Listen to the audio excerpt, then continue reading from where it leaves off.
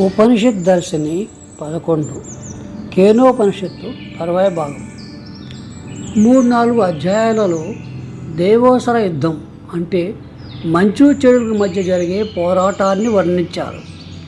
కథారూపంగా తత్వోపదేశం చేస్తే సామాన్యులకు కూడా అర్థమవుతుందనే ఉద్దేశంతో ఉపనిషత్కారులు ఆ కథల ద్వారా వాటి వెనక ఉండే నిగూఢమైన ఆధ్యాత్మిక తత్వాన్ని బోధించారు. బ్రహ్మదేవుడు దేవతల పక్షాన యుద్ధం చేసి విజయం సాధిస్తాడు. ఇక్కడ విజయం సాధించినది బ్రహ్మే అయినా దేవతలు మామూలంగానే గెలుపు వచ్చింది, మాదే ఈ గొప్పతనమంతా అని తెగ సంబరపడిపోతున్నారు. దేవతలు జ్ఞానానికి ప్రతీకలు. గెలుపు ద్వారా అహంకారం అనే అజ్ఞానంలో కొట్టుకొని పోతూ ఉన్నారు. ఈ విషయాన్ని గ్రహించి బ్రహ్మ వీళ్లకు కళ్ళు తెరిపించాలనుకొని ఒక బ్రహ్మాండమైన యక్షరూపం ధరించి వారి ముందు ప్రత్యక్షమయ్యాడు. ఆ రూపాన్ని చూసి దేవతలు నివ్వెరపోయారు. దేవతలకు ఏ ఆపద వచ్చినా ముందు నిలబడేది వాళ్ళ ప్రభు ఇంద్రుడు, అగ్ని, వాయువు.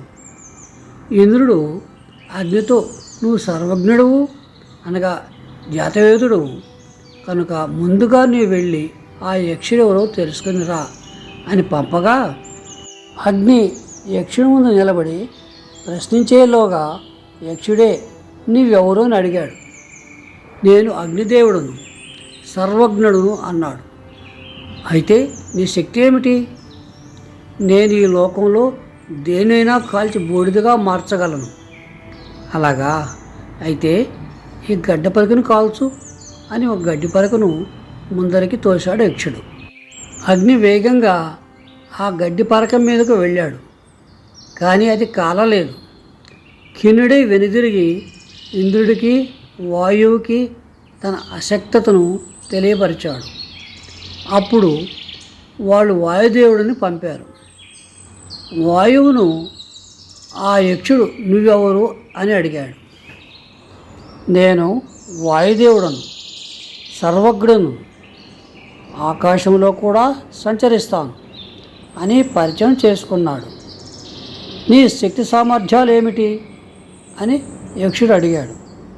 ఈ లోకంలో దేనినైనా ఎగరగొట్టగలను అన్నాడు వాయువు. అలాగా, అయితే ఈ గడ్డి పరకను ఎగరగొట్టు అన్నాడు యక్షుడు.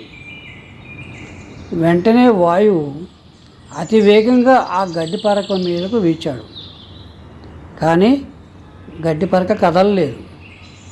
ఇలా భంగపడి వెనుదిరిగి వచ్చి నేను అశక్తుడను, ఆ యక్షుడెవరో నేను తెలుసుకోలేకపోయాను అన్నాడు. అప్పుడు దేవతల ప్రభు ఇంద్రుడే ఆ యక్షుడుండే స్థలం దగ్గరికి వెళ్ళాడు. కానీ అత్యాశ్చర్యకంగా ఆ యక్షుడు మాయమయ్యాడు. అదే స్థలంలో అతలోక సౌందర్యవతి అయిన ఉమాదేవి ప్రత్యక్షమైంది.